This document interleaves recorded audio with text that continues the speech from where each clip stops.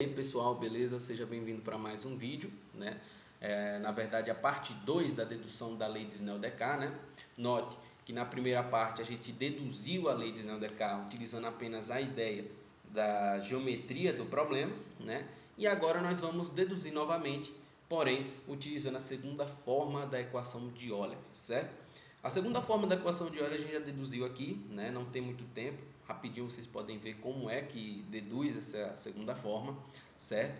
E aí a gente vai utilizar, né, essa ideia para tentar deduzir a lei de Snell-Descartes, beleza? Então, o que é a segunda forma da equação de Euler? A gente deduziu, vou colocar aqui para vocês. Então, note que a gente vai ter aqui uma função f, né? Opa, minha canetinha. A gente vai ter aqui uma função f menos a parcial de f em relação a y' vezes y', né, igual a, em que a é uma constante, certo? Então, isso tudo aqui tem que ser igual a uma constante, beleza? Então, note que a gente vai precisar encontrar uma função f, né? E aí, analisando o problema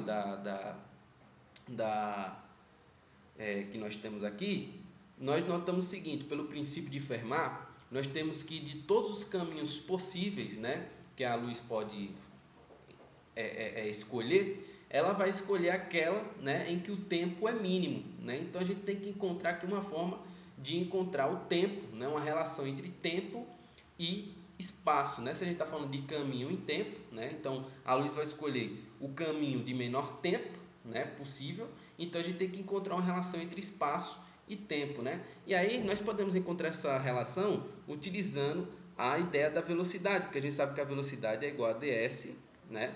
Ou seja, a derivada do espaço em relação ao tempo, de modo que o tempo ele pode ser escrito como sendo a integral, opa, ficou feia essa integral, pode ser escrito como sendo a integral de ds sobre v, né? Que esse v a gente vai botar aqui como sendo em função de y, ok?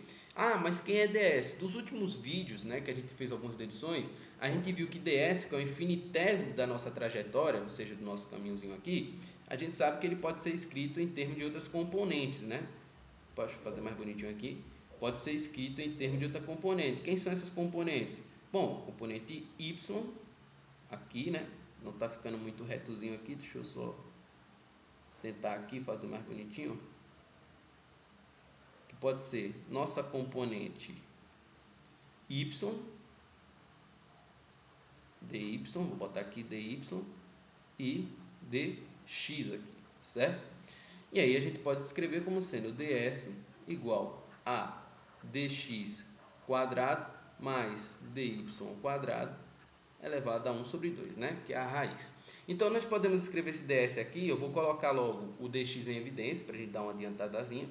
Então, a gente vai ter aqui integral de 1 mais, vamos lá, 1 mais y' quadrado, y' aqui quadrado, elevado a 1 sobre 2. Vou colocar aqui fora o dx, certo? Sobre vy, ok? Vou dar uma corrigidazinha aqui, sobre vy. Beleza, olhando para o nosso integrando agora, a gente pode descobrir quem é a nossa função f. Por quê? Porque minha função f aqui agora, ela vai ser o seguinte: a nossa função f ela vai ser 1 mais y' quadrado elevado a 1 sobre 2, certo? Sobre vy. Ok? Beleza, então a gente já descobriu aqui quem é a nossa função f. O que é que nós podemos fazer? Bom, podemos agora jogar essa função f na segunda forma da equação de Euler, ok?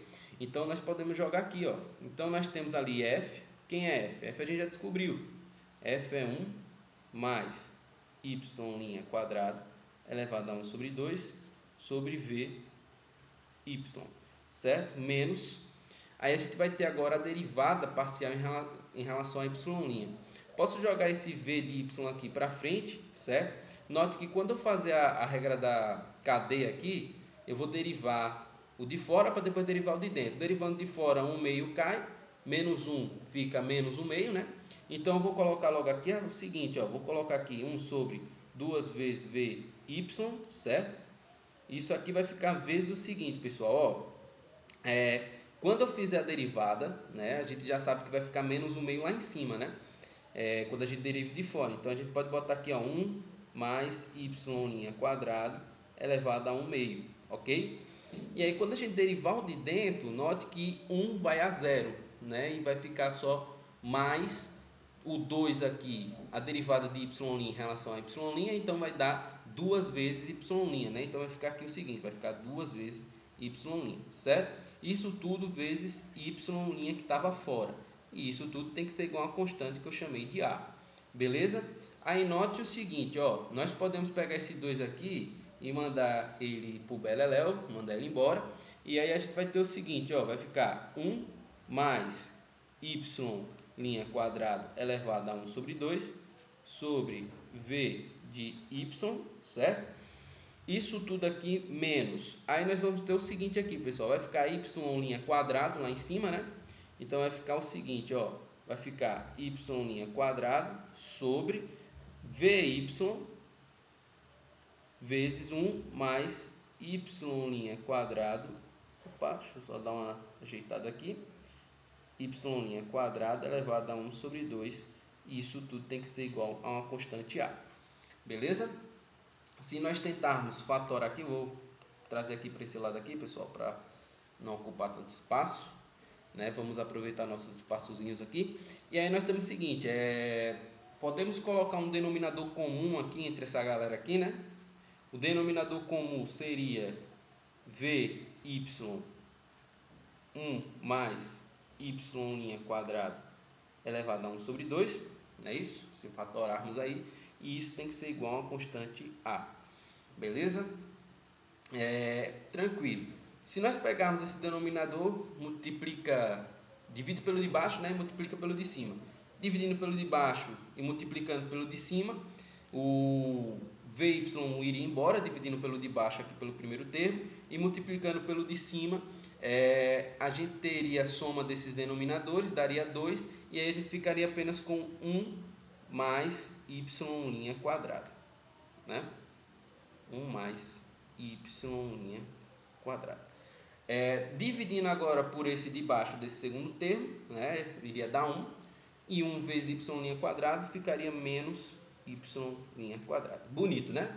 E aí a gente nota que esses dois camaradas aqui agora irão se anular. E aí a gente chegaria ao seguinte aqui agora.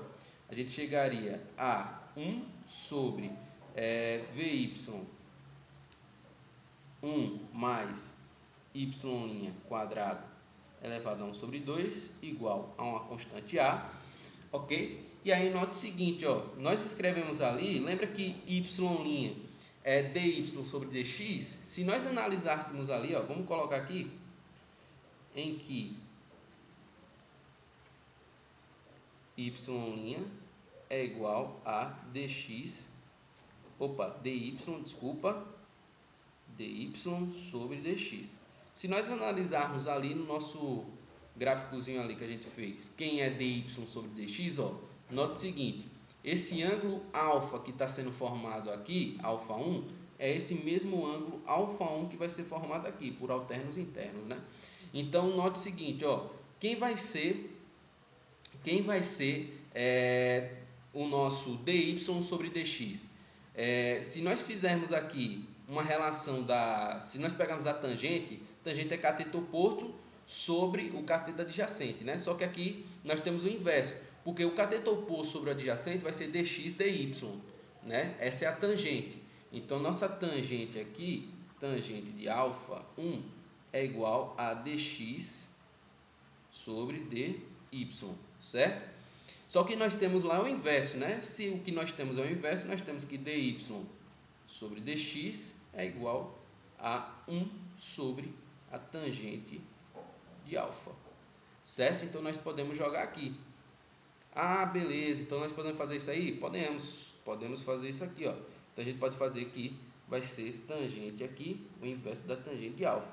De modo que, quem é a tangente? Tangente, né, seno de alfa sobre cosseno. Então a gente vai inverter aqui, a gente vai ter que vai ser cosseno de alfa sobre seno. Beleza, pessoal, aí nota que a gente pode fazer o seguinte aqui, ó. Agora, pegando essa relação, né, cosseno alfa sobre seno alfa, a gente pode substituir agora o nosso y' quadrado por cosseno alfa quadrado sobre seno alfa quadrado, não é isso? Aí nós vamos ter o seguinte aqui, ó, vai ficar 1 sobre V, vamos lá, V, Y, aí vai ficar 1 mais seno quadrado, na verdade, cosseno quadrado alfa sobre seno quadrado alfa, né? Isso tudo elevado a 1 sobre 2 e que tem que ser igual a uma constante. Note que agora a gente pode fazer o seguinte, né? Podemos deixar um denominador comum ali entre aqueles camaradas. Como? Da seguinte maneira. Vy, né? Aí vai ficar... Note o seguinte, pessoal. Se eu pegar esse seno quadrado e multiplicar por 1, aí a gente vai ter seno quadrado de alfa mais cosseno quadrado de alfa. Todo mundo aqui sobre seno quadrado de alfa, certo? Elevado a 1 sobre 2, né? Então, uma ajeitadinha aqui. Deixa eu só dar uma melhorada aqui. Aí a gente teria mais ou menos isso igual a uma constante A. Note que seno quadrado de alfa mais cosseno quadrado de alfa, pela identidade trigonométrica, é igual a 1, né? Então, nós teríamos o seguinte aqui, pessoal. Ó, teríamos o seguinte. 1 sobre Vy, né? Aí ficaria 1 sobre seno quadrado alfa elevado a 1 sobre 2 igual a A. Note que essa raiz vai valer tanto por 1 tanto por quadrado alfa, portanto, nós chegaremos ao seguinte, chegaremos que 1 sobre Vy sobre seno de alfa é igual a A. Posso conservar o primeiro, multiplicar pelo inverso do segundo, e aí a gente chegaria ao seguinte, um portantozinho de novo aqui, aí a gente teria que seno de alfa sobre Vy é igual a uma constante A, certo? O que é que nós aprendemos? Bom, nós aprendemos lá que o índice de refração ele é dado por uma relação aqui entre a velocidade da luz, né, e a velocidade que essa velocidade da luz adquire quando troca de meio, né, por exemplo, no ar, na água, enfim. Então, note o seguinte, se eu multiplicar os dois lados da equação aqui por C, né, ou seja, multiplicando agora essa equaçãozinha toda por C, nós iremos chegar ao seguinte, né, iremos chegar a C sobre Vy, seno de alfa igual a A vezes C. A vezes C vai ser uma constante qualquer que eu vou chamar de K, certo? E C sobre Y, sobre Vy vai ser quem? Vai ser o índice de refração. Então, portanto, nós provamos aqui mais uma vez aqui, ó, a lei de Snell-Descartes. Por quê? Porque N vezes seno alfa tem que ser igual a uma constante K. Então, poderíamos fazer o seguinte, ó, que a gente escreve da seguinte maneira, né? A gente faz que N1 vezes seno alfa 1 é igual a N1, N2, na verdade, vezes seno alfa 2. Porque note o seguinte, a gente vai estar compensando os lados, né? Então, esse valor N1 seno de alfa 1 tem que ser igual a N2 seno de alfa 2, certo? Então, note que vai ser uma constante, né? Não vai ser um valor que muda. Então, N1 seno de alfa 1 é igual a N2 seno de alfa 2, que poderia ser igual a N3 seno de alfa 3, N4 seno de alfa 4 e por aí vai. Então, a gente tem essa relação, né? Então, a gente tem que N seno de alfa é igual a uma constantezinha aqui, que a gente chamou de uma constante K. E está provado mais uma vez aqui a lei de Snell-Descartes, certo?